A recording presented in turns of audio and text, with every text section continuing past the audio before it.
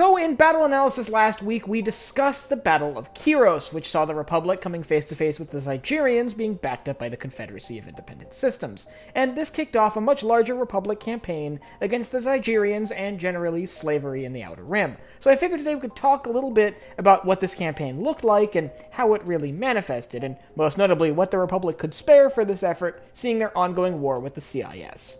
I'm Colin, and this is Sci-Fi Deep Dive.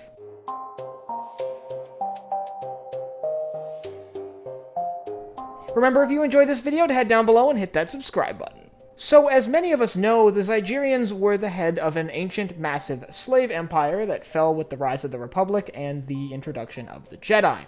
This ultimately ended up leading to the end of legal slavery in the Outer Rim, and the beginning of illicit practices in those regions, things like the continuation of slavery under the table. But with the current ongoing political situation surrounding the Clone Wars, which saw the Confederacy of Independent Systems pitted against the Galactic Republic, many smaller factions sought to take sides for their own benefits. While this happened on both sides of the war, it was more common with the CIS as they had more desperate political opinions. One such example of this would be the Zygerrian Slavers teaming up with the CIS in an effort to benefit both factions, the CIS gaining monetary advantages provided by the Zygerrians, while the Zygerrians would gain the military backing of the Confederacy of Independent Systems, and potentially even legal operation once the CIS was able to secede from the Republic. Now, the Republic, seeing a new faction rising in the Outer Rim as an imminent threat that could put more pressure on Republic troops already strained to the breaking point fighting the CIS, decided to take action and do everything they could to sort of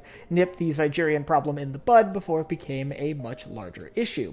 This led to a series of campaigns carried out against the Zygerrians, mostly by smaller task forces and Jedi strike forces, that would lead to the collapse of the emergent Zygerrian Empire. So let's talk about what these campaigns looked like. First off, it was primarily spearheaded by the Jedi, most notably Obi-Wan Kenobi and Anakin Skywalker, who had been present at the Battle of Kyros and had direct ties to the colonists that were taken hostage during that engagement. And most of the campaign here would be deep infiltration campaigns, attempts to ignite slave uprisings, which we see in several other instances across the Star Wars galaxy, and efforts to topple the Zygerrian Empire from within, an easier, more manpower-efficient way of doing this as opposed to carrying out a large-scale invasion of Zygerria. But that doesn't mean the Republic military was completely uninvolved. It appears like a small Republic task force was dedicated to this effort. After all, it does affect the war effort as a whole, and could be seen as a fairly crucial element of the war effort,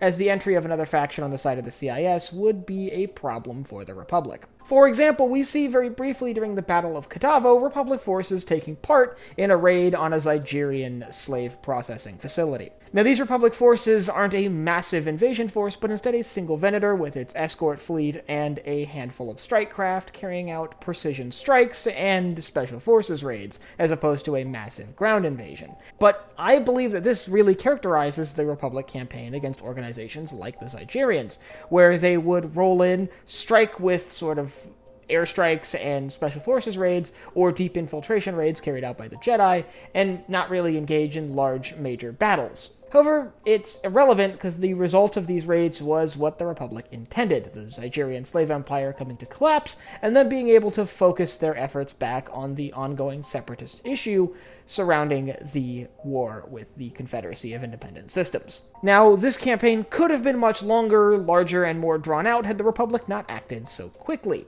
With the conclusion of the Battle of Kyros, the Republic took near immediate action to begin engaging and disabling the elements that made up the Zygerrian slave empire, once again mostly from the inside using Jedi strike teams as opposed to Republic military forces, but still, the end of the Zygerrian Empire would happen almost immediately following the end of the Battle of Kyros, within a few weeks at most. Ultimately, this would just end another scheme that the Separatists had to try to circumvent Republic forces fighting on the front lines.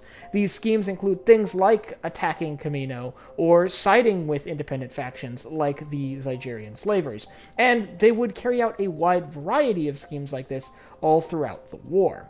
Ultimately, though, it pans out to be another failure for the CIS. Their attempt to circumvent their growing disadvantage in the ongoing conflict was undermined by fast Republic operations and the support of the Jedi Council. One of the things that separates this from, say, civilian militias, like what we see in the Battle of Umbara, are that the Zygerrians really don't have a dedication to the separatist cause, the ideas that sort of led to the secession of the CIS, which occurred during the Separatist Crisis. And if you'd like to learn more about the Separatist Crisis and why the Confederacy actually split away from the Republic, I'll leave a link up here to my video on the crisis that led to the Clone Wars, the Separatist Crisis. And I'd like you to let me know down in the comments whether you think, had the Republic sort of ignored the issue with the Zygerrian slave empire, would they have really played a significant role in the ongoing war, or would it have just been a problem that the Empire has to deal with following the end of the conflict? And if you have anything else you'd like to see me cover in Star Wars, you can let me know down below in the comments. Last but not least, if you enjoyed this video, head down below, hit the like button, the subscribe button, and the bell icon so you get notified when I upload new videos. So for Sci-Fi Deep Dive, I'm Colin, and I will see you next time.